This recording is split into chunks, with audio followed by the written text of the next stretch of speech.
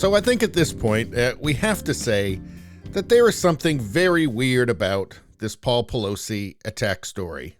It's not looking how the mainstream media portrayed this. It's not looking like an extension of January 6th. It's looking like something very different. And we'll get into why that is, but let's take a look at this. Here's the headline. NBC Bay Area affiliate's report on Paul Pelosi attack shares key details with Retracted Today report. The report includes details that Pelosi opened door for police and didn't try to leave the house. Well, that would certainly be weird behavior if you were being terrorized by a home invader. So what was this Retracted story? Let's see. An NBC News national correspondent, Miguel Almaguer, reported on November 4th for Today that police didn't know they were responding to the Pelosi residence. Pelosi opened the door for police, but didn't attempt to escape or declare an emergency, and even walked away from law enforcement and towards his eventual attacker. And his report was erased from all NBC News platforms later in the day. Isn't that strange? And again, he was saying that Pelosi opened the door for police, but didn't attempt to escape or declare an emergency, and even walked away from them, from the police, and towards his eventual attacker. Why would they erase this report? I wonder if it had anything to do with the midterm elections, possibly. Because is it a coincidence that this new report that confirms the earlier one comes out after the midterms? Very strange, or maybe it's not strange at all. Because remember what the media was saying, right? January 6th never ended. An assault on Speaker Nancy Pelosi's husband offers a ghastly echo of the attack on the Capitol. How about this? The Pelosi attacker carried zip ties in January 6th echo. Well, you haven't heard much about these zip ties lately, have you? I wonder if they actually existed. Here's that Where's Nancy? How the chilling attack on Pelosi's husband echoed January 6th insurrection on the Capitol Hill.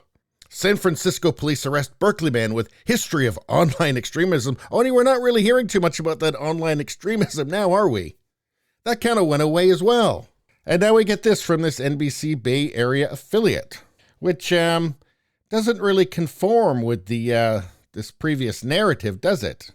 See, of the original report, NBC said, this piece has been removed from publication because it did not meet NBC News reporting standards. And I'm going to assume not meeting NBC News reporting standards means not helping Democrats before an election. So what did they say? Anchor Jessica Aguirre told viewers that the NBC Bay Area investigative team, quote, looked into why state and federal prosecutors each describe one specific detail of the police response differently, before tossing it to reporter Bigad Shaban. Quote, this all has to do with the moments, seconds really, just before Paul Pelosi was struck in the head with a hammer inside his San Francisco home. Now, there continues to be contradicting accounts of a relatively simple question, Shaban told viewers. Who opened the door that night when San Francisco police arrived to the Pelosi house?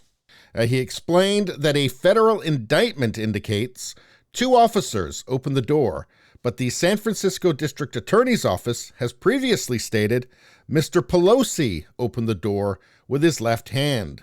Shaban then cited a source familiar with the investigation who personally watched the police body camera footage from that night and said officers knocked on the door of the Pelosi home, then backed away, and the video clearly shows Paul Pelosi opened the door with his left hand.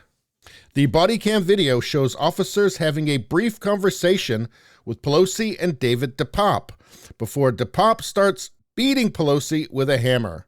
We reached out to the Department of Justice for an explanation of its different account of this seemingly innocuous issue of who opened the door, but so far we have not heard back. So it's obviously a pretty weird story.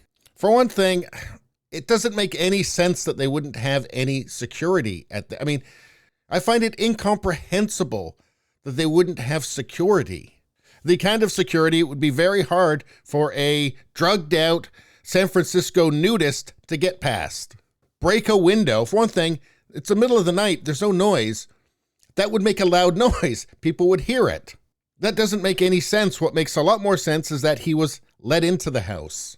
The fact that when the cops get there, according to these reports, that he didn't just jump behind them. And this could all be cleared up by just releasing the body cam footage. That will never happen, though, by the way. That will never happen. Because I think if you see the body cam footage, it's just going to get even weirder. That's my suspicion. I mean, do you believe he was rampaging around the house demanding, "Where's Nancy? Where's Nancy?"